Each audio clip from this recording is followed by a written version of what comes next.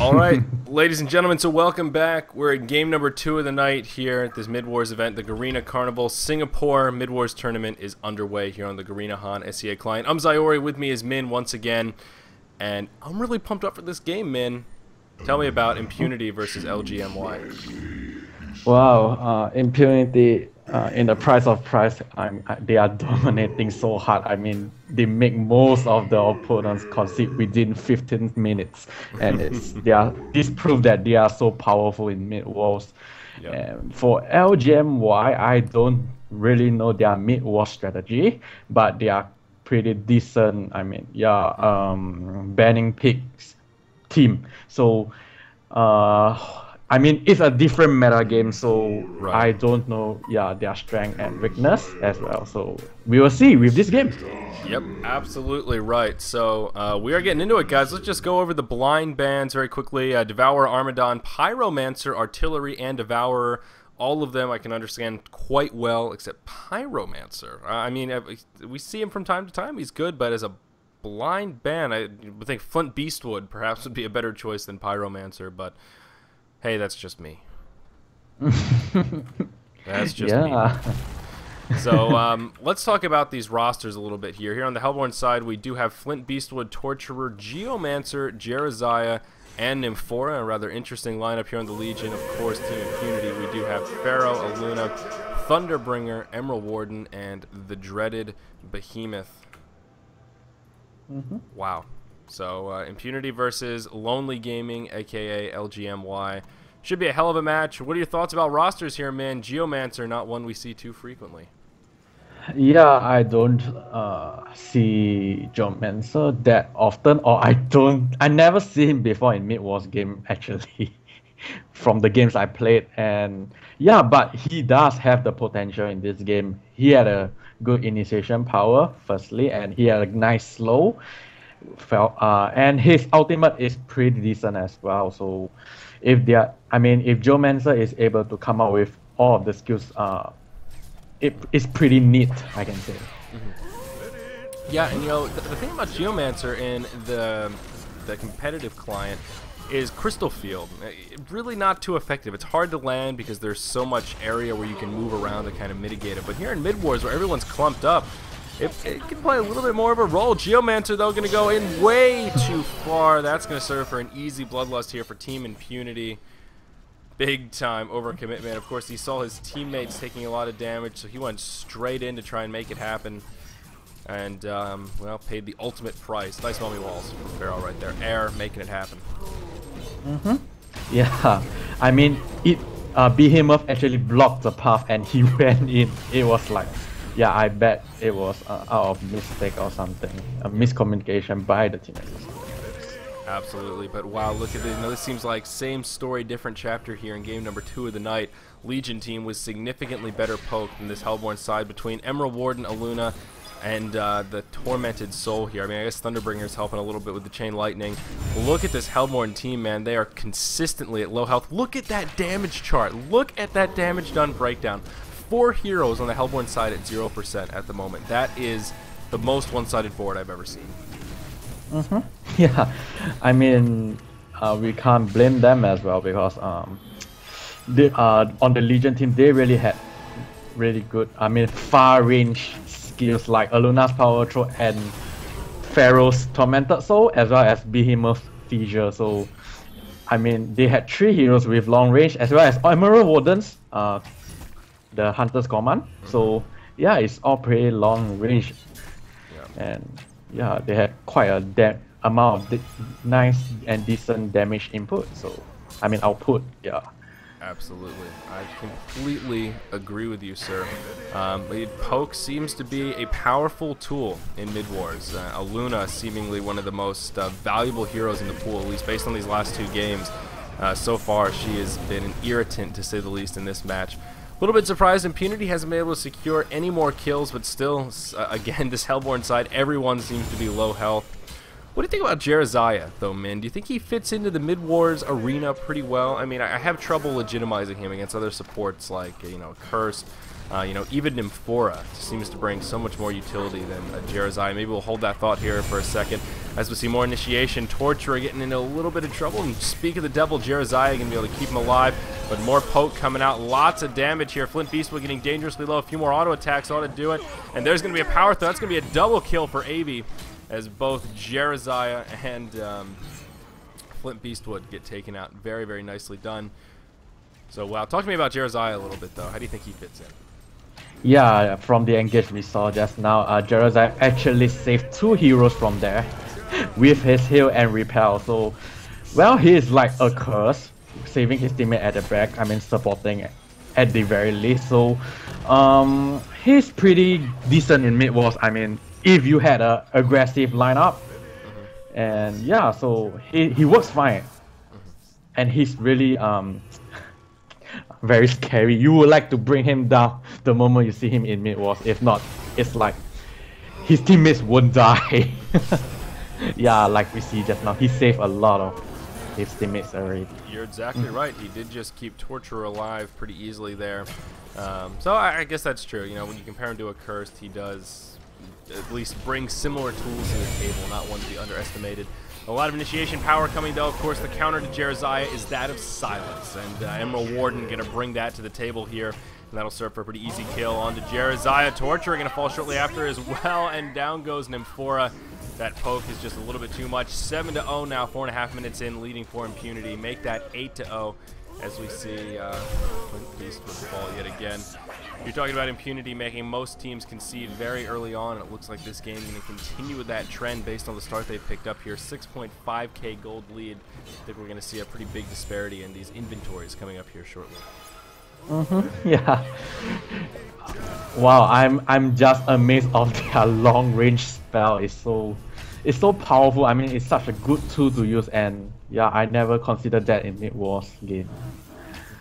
Really, yeah, nice idea coming out from Impunity. Yep. Actually.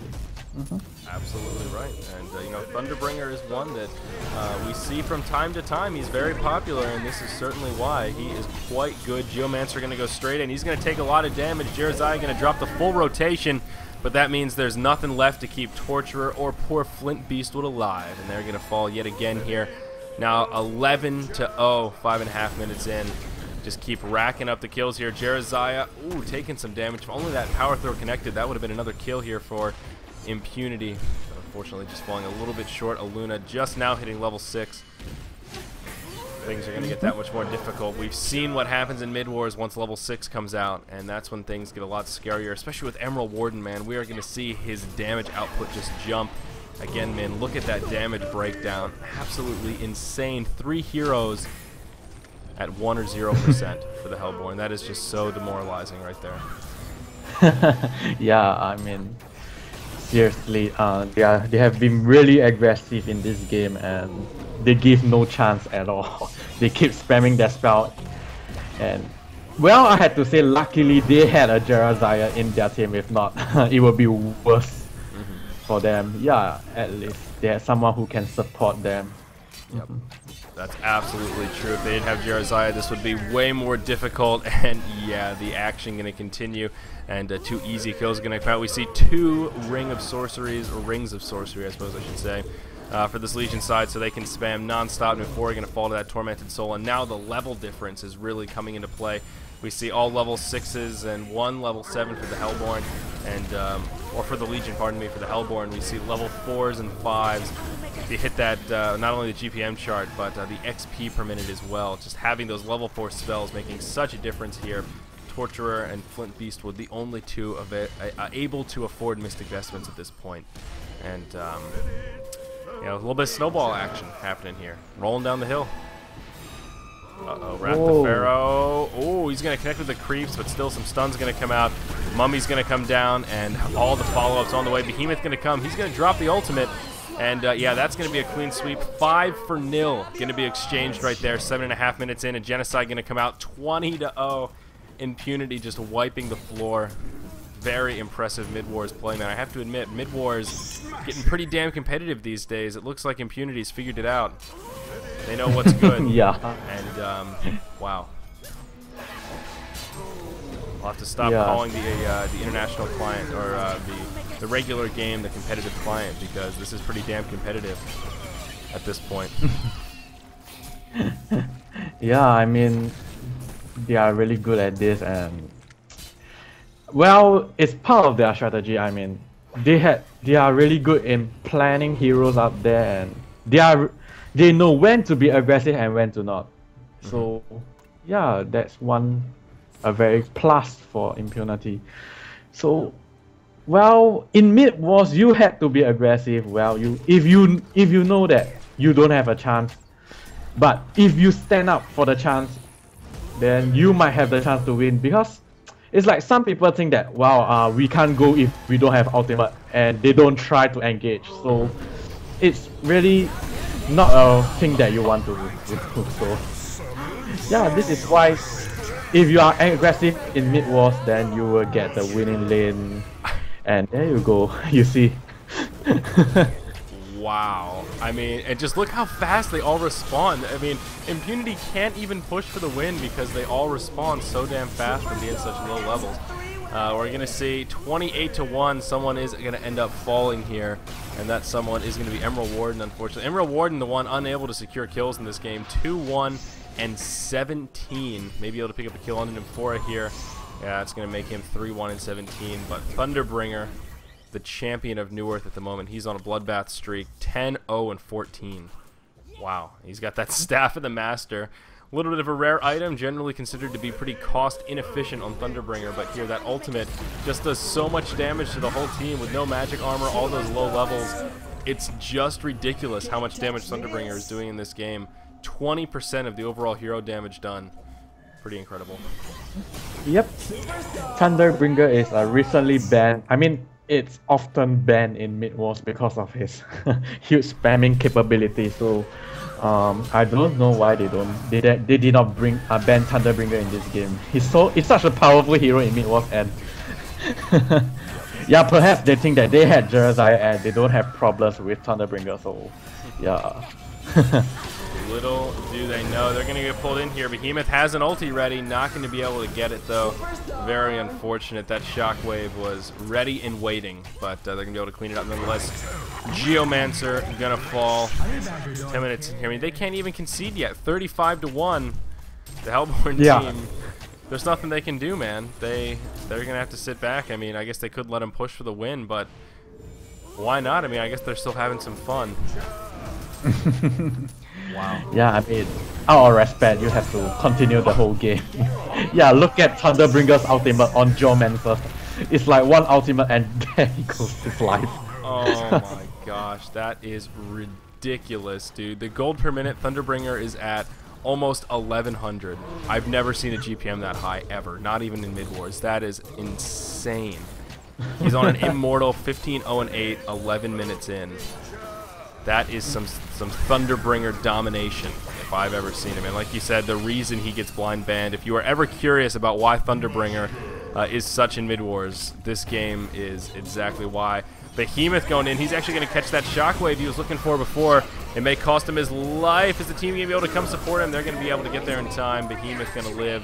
Geomancer is going to fall here. And the immortal streak continues. That tier 2 tower falls. Of course, the shrine is going to be exposed, and wow, looks like they're going to be able to push this shrine before the 15-minute mark. They may not be able to do it in this push right here. Well, I don't know. They've got enough mana. Those 2 rings of sorcery doing some serious work here. Geomancer going to go in. He's actually going to get healed up, but will probably fall shortly. No, he's actually going to be able to survive as he makes his way to the corner. Eevee actually gets taken out. We'll see if they can turn this around. Maybe this will be their chance to push that shrine. Even the creep's doing some work on it now. Pharaoh trying to go in. Level 6 Jeruziah running away from the level 13 Pharaoh, probably as he should be. That level gap, just absolutely absurd. Yeah, I mean, right now they had a huge level gap, and the inventory is also too much. So yeah, I doubt they had a chance already. Absolutely. Flint actually going to be able to pick up a kill here. He's going to be able to snipe from short distance. So it's going to sit Flint 2-10-1, the hero of his team, so to speak. But Yep, just not going to be enough. Emerald Warden, look how much damage those wolves do. Axe of the Malphite now picked up on Pharaoh, and OC Behemoth with his portal key. That's nice and sweet. Impunity taking their sweet time here. Thunderbringer doing a ridiculous amount of damage with that ulti still. The repel going to come down onto Flint Beast, but here the ulti going to come out as well. Trinity just racking up the kills, 18-0 and 24. The creeps are going to be able to push the shrine, even though the heroes trying to buy some time to rack up a few more kills. 51-3 in 13 minutes. Man, I can confidently say this is the most one-sided Mid Wars match I have seen in my life. Yes, same for me as well. But this is not the worst I have seen. In Price of Price, there is more ridiculous one. Yeah, so well played by Impunity there. So yeah, GG. Yep, absolutely right, guys. So we are going to take another short break here. As you saw by the chat, we do have at least one more game coming up. Again, the finals will not be played tonight. Impunity going to be moving on, though, after a very convincing win over Team LGMY. I'm Zyori. With me was Min. Stay tuned. We got another match coming up here shortly.